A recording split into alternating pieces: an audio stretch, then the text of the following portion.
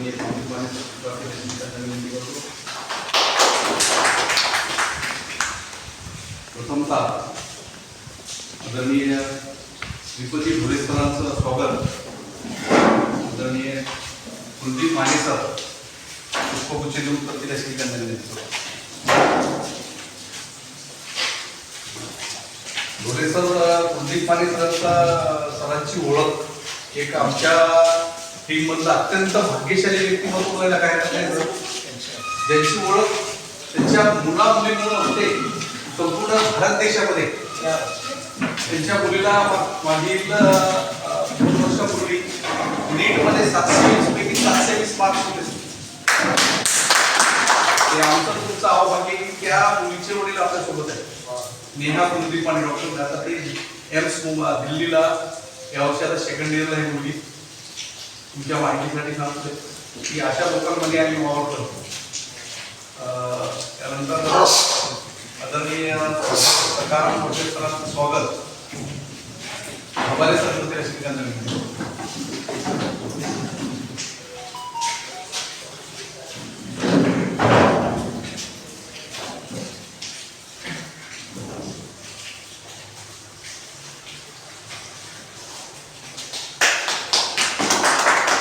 व्यासपीठावर उपस्थित आदरणीय कुलदीप माने सर, आदरणीय प्राध्यापक जगन्नाथ कदम सर यांचं स्वागत करून आदरणीय श्रीपती ढोले सरांनाच म्हणजे प्रोटोकॉलच्या पुढं मी पाचार करतो की त्यांनी त्यांचा आपल्या शाळेविषयीचा अनुभव आणि त्यांच्या मनातील काही संकल्पना या विषद कराव्यात.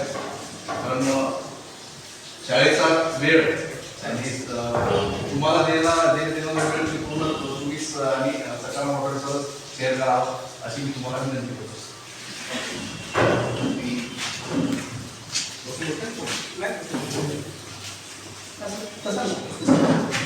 तुमच्यासाठी अच्छा चालेल.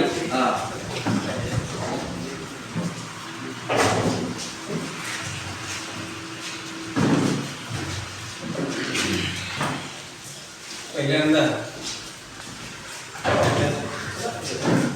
मुख्याध्यापक सर पाटील देशमुख सर यांनी मला या ठिकाणी वेळ दिल्याबद्दल त्यांचे धन्यवाद व्यक्त करतो. त्याचबरोबर सर माने सर एका फार मोठ्या पालकांच्या हस्ते माझा सत्कार झाला या शाळेमध्ये, त्याबद्दल मी स्वतःला धन्य समजतो. मी आपल्या शाळेचा 10वीची 1983-84च्या बॅचचा विद्यार्थी, पण मी 9वीपर्यंतच होतो. त्याचं कारण असं होतं की ढोले सर अतिशय म्हणजे गाजलेले मुख्याध्यापक आमचे, आणि त्यांची माझी एक जुगलबंदी चालायची. त्याचं कारण असं की मी हॉस्टेलचाही मॉनिटर होतो आणि मग त्यावेळेला दूध पावडर मिळायचं, आणि दूध पावडर मिळालं नाही तर 2 बॅच होत्या, 5वी ते 7वी आणि 8वी ते 10वी. मग ही छोट्या मुलांची बॅच सकाळी असल्यामुळे त्यांना 1-1 वाजता सुट्टी व्हायची. आणि दरम्यानच्या काळात लहान मुली, सकाळला त्यावेळेला फार लहान होतात, लहान मुलं, मग ते रडायचे एखाद्या दूध पावडर मिळालं नाही. भूक लागायची तर 1:30 वाजता, आणि त्याच्यामुळं मी सरांशी भांडायचो. त्याचा परिणाम असा झाला की त्याच्या फार पुढे जात नाही. मी तुम्हाला शॉर्टमध्ये सांगतो. मी प्रायव्हेटचा विद्यार्थी आहे. मी शाळेत नव्हतो, सालोगिरी घालत होतो. आणि आमच्या गावामध्ये मनसूर खान, चांद खान, पठाण नावाचे मुसलमान शिक्षक होते. पण लहानपणापासून मला गाणे म्हणण्याचा छंद होता. ज्या गाण्यामुळे सुद्धा आजही या ग्राउंडवरती ढोले सर असले की मला ते हमखास म्हणायला लावायचे. किती सांगून कोणाला आज आनंदी आनंद झाला हे गाणं. आणि ती टिपणी खूप गाजलेली होती, टिपणी सुद्धा की जी मी माझ्या शाळेमध्ये ती खूप गाजवलेली होती. आणि मग सरांचं असं म्हणणं असायचं की तुझं काय असेल ते सांग, पण तू याच्यासाठी का भांडतोस. आणि मग ते काय करायचे की त्याची एक सवय होती, सकाळी सकाळी हॉस्टेलवर यायचे आणि उठून प्रत्येकाला इंग्रजी शब्द विचारायचे आणि चुकले की मारायचे. आणि मी त्यांना संधी द्यायचो. मला 5वीला 500 शब्द पाठ करून ठेवले होते, म्हणजे याच्यापेक्षा काय विचारणार आहे. आणि मग असं जरी असलं तरी त्यांची एक पद्धत होती की समजा त्यांना आवडलं एखादं चांगलं काम की करेक्ट असं म्हणायचं, आणि करेक्ट असं म्हटलं की अंगामध्ये वीज चमकल्यासारखं व्हायचं आणि प्रयत्न करायचे. परंतु झालं असं की मग मी हॉस्टेलमध्ये आम्ही नदीला असताना ज्या रूममध्ये मी राहत होतो त्या रूममध्ये ही सगळीच मुलं मला मानायची. एक तर वयाने मोठा होता, प्रायव्हेटचा विद्यार्थी असल्यामुळे वय जास्त होतं. झालं असं की मुलांनी त्या याचं दार मोडलं आणि देशमुख सरांचे रेक्टर होते हॉस्टेलचे, आणि मी मोठा असल्यामुळे गणवेशात यायचो नाही. हाफ पॅन्ट घालायला मला थोडी लाज वाटायची आणि त्या गणवेशाच्या रांगेमध्ये नेहमी असायचो. आणि त्याच्यामुळे माझा नंबर आल्याबरोबर देशमुख सरांनी हळूच सरांच्या कानात सांगितलं की सर, श्रीपती ज्या वर्गामध्ये त्या रूममध्ये राहतो त्या खोलीचं दार मोडलं असं म्हटल्याबरोबर सरांनी पुढचं काहीच विचारलं नाही आणि माझ्या घरात थापड मारली. वर्गात पहिलाच होतो मी, आणि सगळ्या शिक्षकांना असं माहीत होते की सरांची ना माझी जुगलबंदी चालते, म्हणजे श्रीपतीच्या सरांना संधी देत नाही आणि सर मारायची संधी पाहतात. आणि ते थापड मारल्याबरोबर पहिल्यांदा मला माझ्या सरांनी विचारलं, तुला कसं काय मारलं नाही म्हटलं. की म्हटलं सर हे कसं मारलं ते सरांनाच माहीत, परंतु मी निर्णय घेतला की आता ही शाळा सोडायची. आणि त्याच्यानंतर मी हातगावला गेलो आणि मग पुढचा प्रवास सुरू झाला. तर या शाळेमध्ये जे काही संस्कार झाले, मी प्रायव्हेटचा विद्यार्थी, त्याच्या अगोदर मला शाळेचं तोंड माहिती नव्हतं. शाळा काय चीज असते, फक्त एवढंच की ढोरं राखत असताना हे करत असताना मी शाळेतल्या पोरांना विचारायचं की बाबा हे काय असतं, हातचा आला कशाला बोलतात, हे अक्षर काय आहे, असं करून मी शिकलेलो होतो.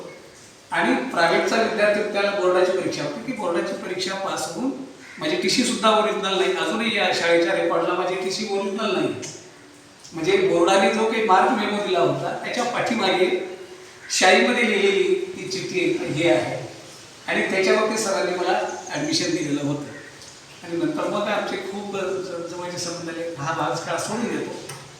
आणि त्याच्यानंतर योगायोग असा झाला की ते लोढे सर एक होते, ते आमच्या अतिशय जवळचे. जे काही म्हणजे आयुष्यामध्ये काही महत्त्वाचे निर्णय घ्यायचे असतील तर आम्ही त्यांना विचारायचो, की जे आता आज उमरखेडमध्ये आहे की आता इथून गेल्याच्या नंतर एक कार्यक्रम आहे शिवाजी निसर्गाच्या मुलाच्या रिसेप्शनच्या निमित्ताने, काल लग्नाला होतो आम्ही. आणि त्या लोढे सरांनी मला सल्ला दिला आणि मी शिक्षक झालो तर झालो. मला मिळालं नांदेड शहर आणि डॉक्टर बाबासाहेब आंबेडकरांनी स्थापन केलेल्या पीपल्स एज्युकेशन सोसायटीची शाखा, तिथे मी लागलो. आणि तिथे लागल्याच्या नंतर झालं असं की मला खूप मोठी संधी मिळाली.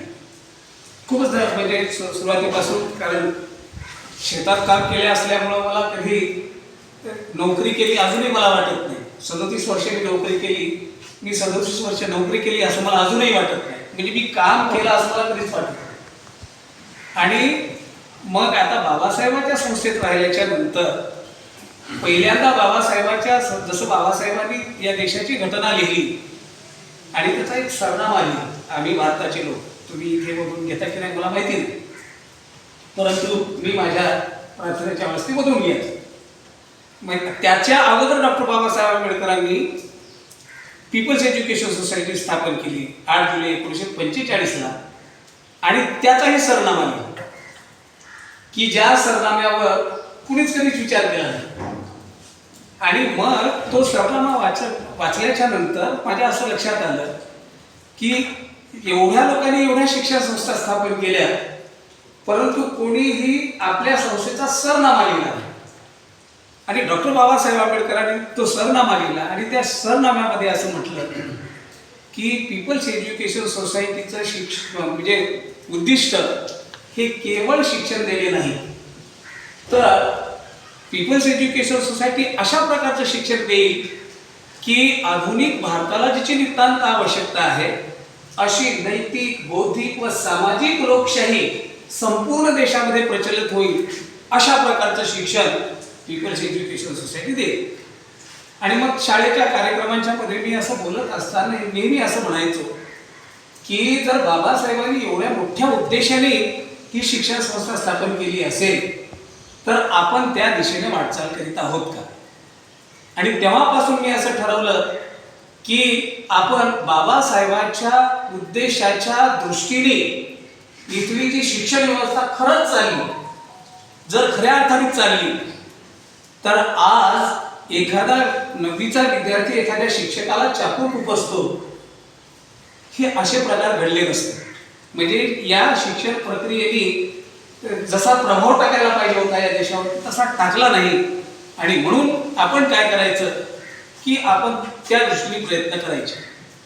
आणि मग हे चिंतन करत असताना असं माझ्या लक्षात आलं, एक प्रतापसिंग गोदडेचं गाणं कदाचित तुमच्या कुणाच्या ऐकण्यात आलं नसेल, एखाद्या वेळी धबाले सरांच्या ऐकण्यात आलं असेल. दोनच राजे इथे गाजले कोकण पुण्यभूमीवर, दोनच राजे इथे गाजले कोकण पुण्यभूमीवर, एक त्या रायगडावर एक चौदार तळ्या. हे दोनच राज्य महाराष्ट्रात मध्ये गाजले.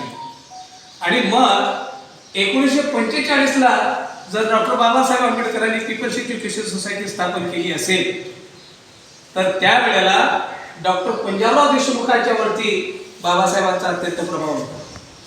आणि मग विदर्भामध्ये जे काही शिक्षणाचं जे काही लोन पसरलं ते डॉक्टर पंजाबराव देशमुखांनी शिक्षण संस्था काढली. आणि त्याच्यानंतर शिवाजी नावाने शिक्षण संस्था शिक्षण तुमचे शाळा कॉलेज सुरू झाले.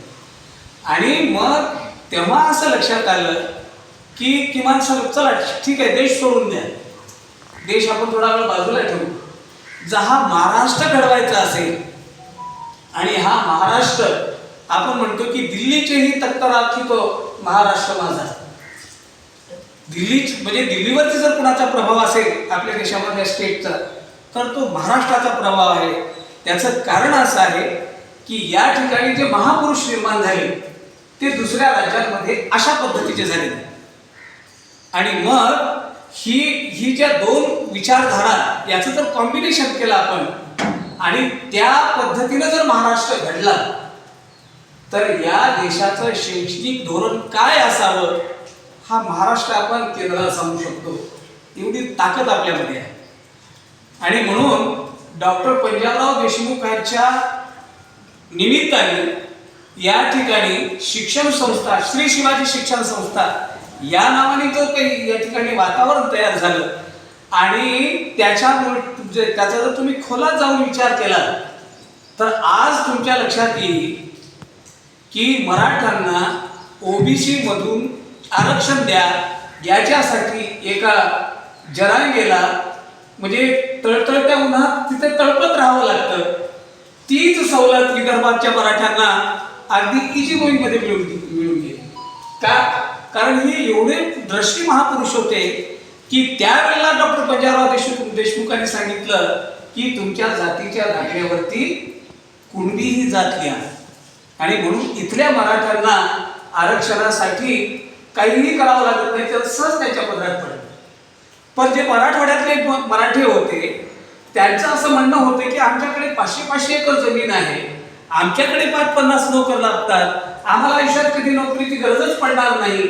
पण डॉक्टर बाबासाहेब आंबेडकरांनी म्हटलं होतं की एक वेळेस इथल्या मराठ्यांना सुद्धा आरक्षणाची गरज लागेल. आणि बाबासाहेबांचं हे म्हणणं पहिल्यांदा डॉक्टर पंजाबराव देशमुखांना कळलं होतं. आणि म्हणून डॉक्टर पंजाबराव देशमुखांनी तेव्हा सांगितलं की तुम्ही तुमच्या मुलांच्या जातीच्या दाखल्यावरती कुणबी ही जात टाका.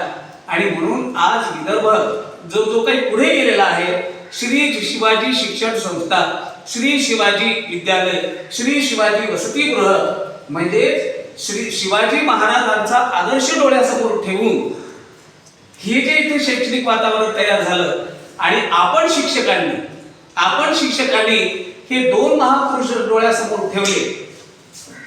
आणि तशा प्रकारची जर विद्यार्थी आपण घडवू शकलो, जसं डॉक्टर बाबासाहेब आंबेडकर म्हणाले की पीपल्स एज्युकेशन सोसायटीचं उद्दिष्ट केवळ शिक्षण देणे नाही तर आधुनिक भारताला जिची नितांत आवश्यकता आहे अशी नैतिक, बौद्धिक, सामाजिक लोकशाही या देशामध्ये प्रचलित झाली पाहिजे.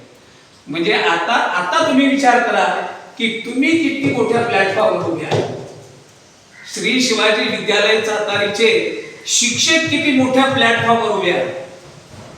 मी जेव्हा माझ्या पीपल्स एज्युकेशन सोसायटीच्या शिक्षकाच्या समोर बोलायचो तेव्हा त्यांना म्हणायचो की तुम्ही जेव्हा रिटायर व्हाल तेव्हा एकदा तुम्हाला जाणीव होईल की अरे मी एवढ्या प्लॅटफॉर्मवर असून मी काहीच करू शकलो नाही.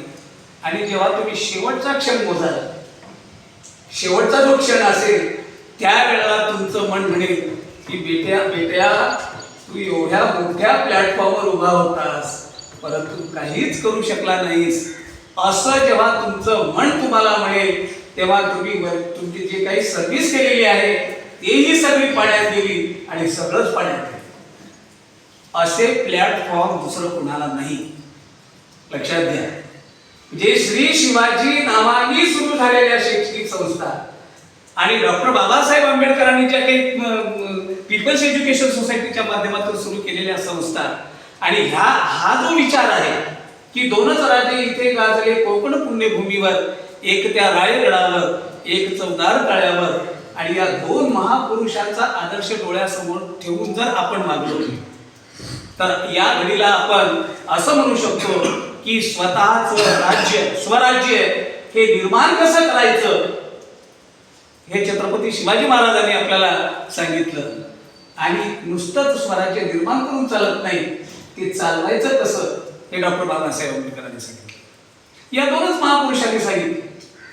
खरंच तुम्हाला तुमचा विकास व्हायचा असेल, खरंच तुम्हाला तुमची प्रगती करायची असेल, खरंच तुम्हाला तुमचा देश म्हणून जिवंत ठेवायचा असेल, जगणार तर आहोतच आपण, इलाज नाही, बरेपर्यंत जगावंच लागणार. कारण कसंही का असेल ना जगावंच लागणार.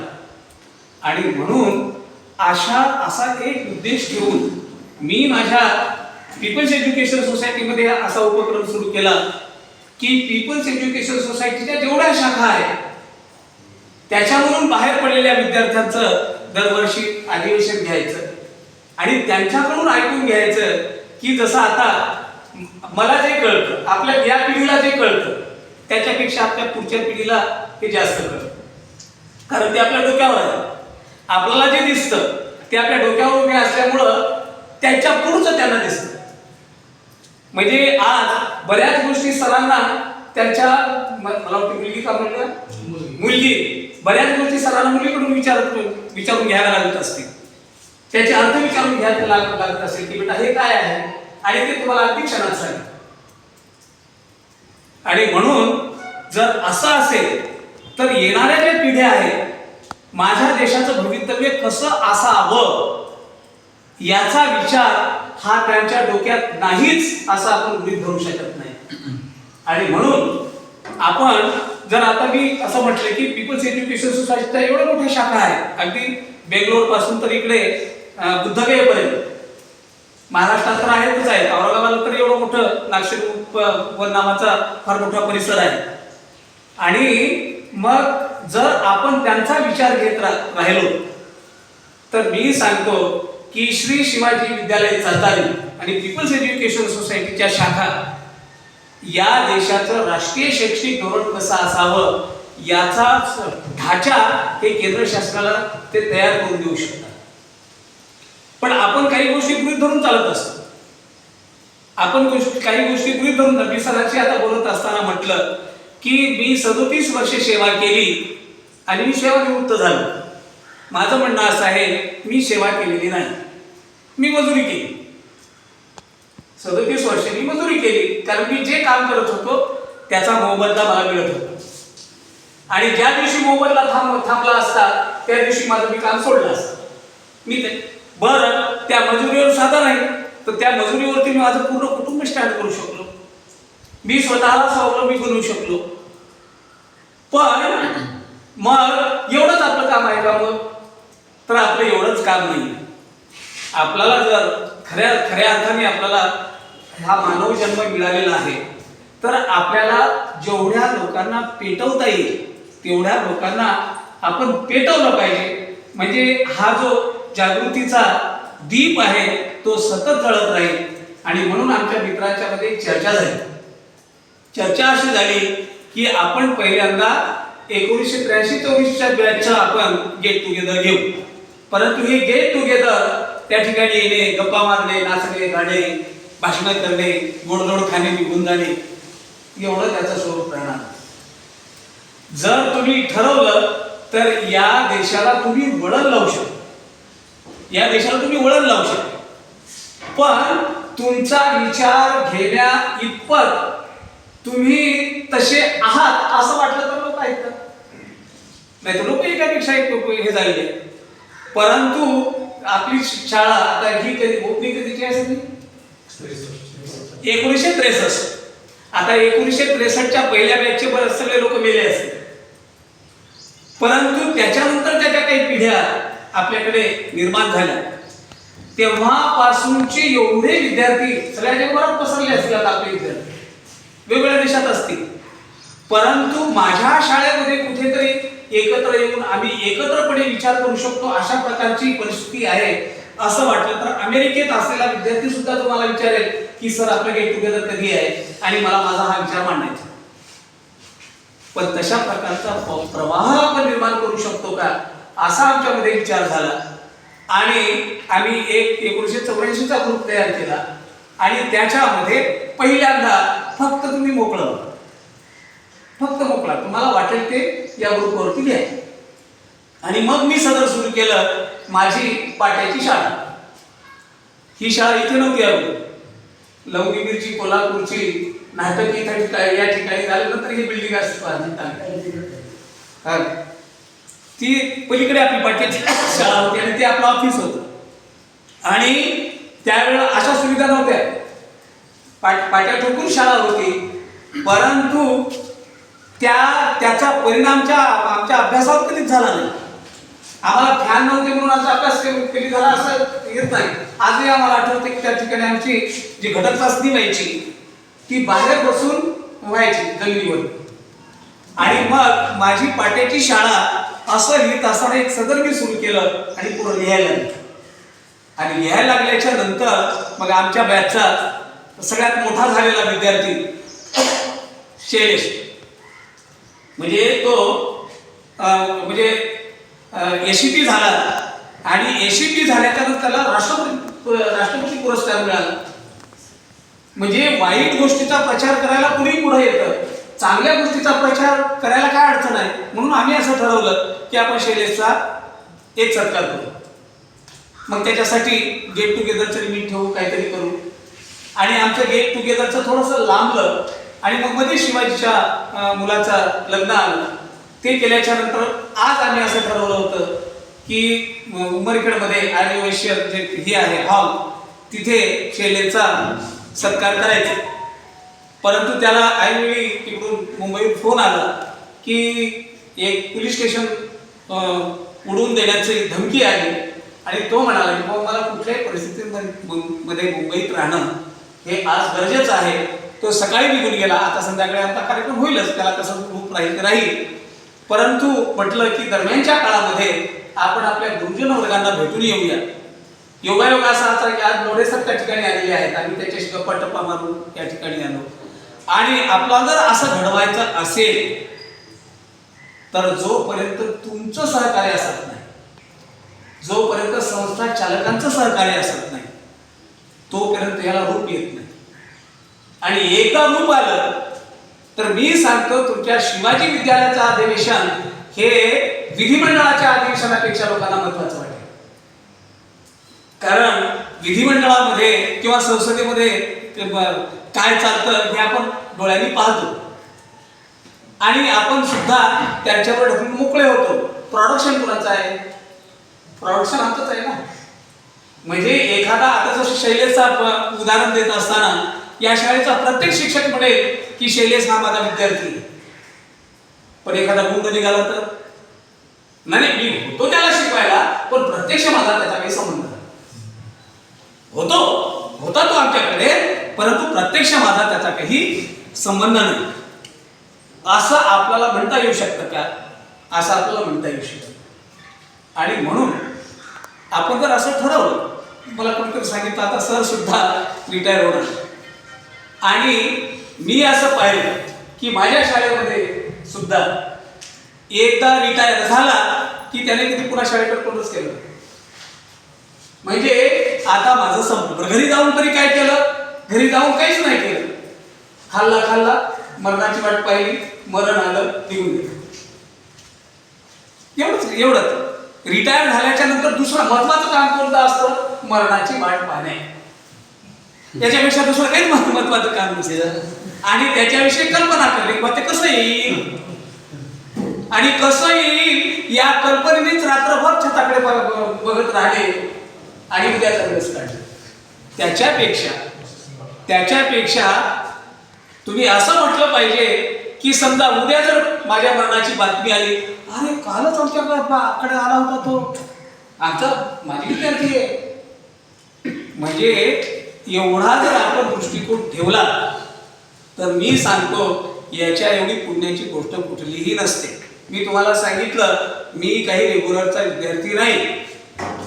मी 4थी बोर्डाची परीक्षा देऊन इथे आलो, कंटिन्यू 10वी पर्यंत शिक्षण केलं, BEd केलं आणि लोढे सर म्हणाले की आता बेटा तुला जर नोकरी जवळ करायची असेल तर आता DEd केल्याशिवाय दुसरा पर्याय नाही. पण योगायोग असा की मी लागलो एवढ्या मोठ्या संस्थेत, त्याच्यामुळे सगळ्या मोठ्या माणसाची संबंध आले. मुंबईमध्ये वावरलो, मोठे नेते, लीडर, विचारवंत, विद्वान या सगळ्यांच्या बरोबर मला बसता आलं, चर्चा करता आल्या. आणि त्याच्यामधून पुन्हा एकदा जसं महात्मा गांधींनी सांगितलं होतं की बाबा तुम्ही ज्या खेड्यातून आलात त्या खेड्याकडे चला, तिकडे जा. तुम्ही एकदा निघालात की धडक निघत राहिला, मागे एकदा बघा. आणि मागे एकदा बघून मी पोरांना म्हटलं की शैलेशला विशेष करून म्हटलं की शैलेश आपण जर असं ठरवलं तर की आपली श्री शिवाजी विद्यालय सातारी हा जो स्टेज आहे आपला, हा स्टेज आपण जगप्रसिद्ध करूया. आणि ते फार सोपं आहे. तुम्ही आवाहन केलं आणि मग 1000-2000 मुलं दरवर्षी ते या ठिकाणी एकत्र बसतात, विचार करतात असं म्हटलं की आपला शाळेचा विद्यार्थी तिथे छाती ठोकतो, मी सुद्धा श्री शिवाजी विद्यालयाचा विद्यार्थी आहे. आणि असं आपल्याला करता येईल का हा विचार मांडण्यासाठी मी आपल्याकडे आलो. आपली पहिल्यांदा भेट याच्यासाठी घेतली की तुम्ही यस म्हटलं तरच पुढे त्याला रूप येतं. आणि मग समजा तुमच्याच मनात नसेल तर बोलून तर दाखवायचं नाही आणि करायचं काहीच नाही असं सुद्धा करता येतं. असंही करता येतं. म्हणजे समजा एखाद्या सुनबाईला जर स्वयंपाक करायचा नसेल तर सगळ्यात प्रभावी शब्द माझ्या पोटात दुखते, पोटात काय कोणी जात नाही आणि ते काही कळत म्हणजे आपोआप सगळे काम ठप्प. त्याला काहीच प्रमाण नाही. तुम्ही बाहेरून नाही काय एखादं मीटर लावू शकत नाही, असं काहीच नाही. माझ्या पोटात दुखते, बस संपलं. आणि पोटात दुखलं की पुढे सगळे येईल असं. पण जर तुम्ही म्हणाला आम्ही फक्त शाबासकीचे शब्द देऊ शकतो, एवढं जरी झालं तरी आपल्याला आपण मरेपर्यंत, नंतर आता तो तुझे काय होईल, आपण मरेपर्यंत आपण या शाळेचं नाव आणि इथला विद्यार्थी कसा चांगला घडेल यासाठी मग तुमचं कन्सेप्ट घेतल्याच्या नंतर आम्ही विजय माने साहेबांशी चर्चा करणार, त्यांच्याशी चर्चा करणार. आणि मला तर असं कळलं, मी त्यांना पाहिलं नाही अजून, मला तर असं कळलं की अतिशय दूरदृष्टीचा माणूस आहे विजय माने. आता एक आपलाच विद्यार्थी, आपला बॅचमेट, त्यांच्या त्या फेडरेशनचा हे आहे जोशी दीपक, तर तो म्हणाला की फार ग्रेट माणूस आहे, त्यांच्याशी चर्चा करू. असं जर आपल्याला करायचं असेल तर तुम्ही आम्हाला परवानगी द्याल, सहकार्य कराल, अशा प्रकारची अपेक्षा या ठिकाणी व्यक्त करतो. खरं म्हणजे तुम्ही एवढा मोठा माझा सन्मान केला त्याबद्दल आपल्याला धन्यवाद देतो. आणि पुन्हा एकदा 2च राजे इथे गाजले कोकण पुण्यभूमीवर, एक त्या रायगडावर, एक चौदार तळ्यावर. आणि ह्या 2 राजांनी दाखवलेल्या दिशेने जर आपण गेलो तर इथे कुणी कुणाचंही काही भांडण होण्याचं कारण नाही, कुणी कुणाला धमकावण्याची गरज पडणार नाही, कुणी कुणाला शिवे देण्याची गरज पडणार नाही, कुणी कुणाचा पानउतारा करण्याची गरज वाटणार नाही. आणि आपण हा देश घडवतो आहोत या प्रोसेस मध्ये, या विचार करण्याच्या प्रोसेस जरी मध्ये जरी आपल्याला मरण आलं तरी आपल्या आयुष्याचं सार्थक झालं.